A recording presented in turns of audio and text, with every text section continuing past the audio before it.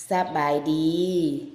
สบายดีสมาชิกในไอจีทุกท่านเนาะข้าพเจ้าเนาะเวียงมณีโคตรรวยมื้อนี้จะมาแนะนำทานเนาะวิธีเอิ้นว่าเปิดขวดออกมาใส่เนาะขวดน้ำอังคารายนั่นเองวิธีใส่ก็คือขั้นตอนแรกขั้นตอนทำอิฐเลยเมื่อทานแกะออกมาจากกล่องใหม่ๆเนาะแกะออกมาจากกล่องใหม่ๆเนี่ยใส่กล่องเนาะใส่กล่องมันจะบ่จำเนาะทางในนี่มันจะบ่จำมันจะอยู่แบบนี้ฉะนั้นเวลาที่ทานแกะออกกล่องมาแล้วให้ทาน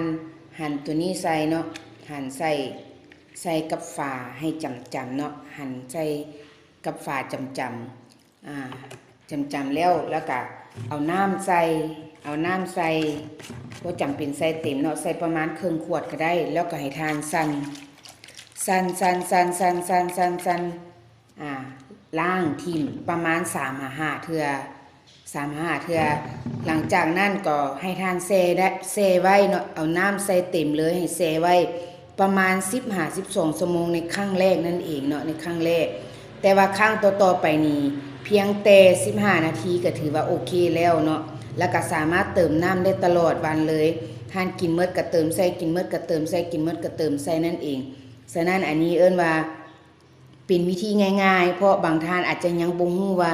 เปิดออกมาแล้วสิเฮ็ดจังไดเนาะบางคนก็บ่ไปหั่นฝาหยังเลยก็เติมน้ำเลยฉะนั้นคือวิธีง่ายๆก็คือให้ท่านเปิดฝาออกมาแล้วเฮ็ดคือขั้นตอนที่ข้าพเจ้าบอกเมื่อกี้นี้เนาะขอบใจ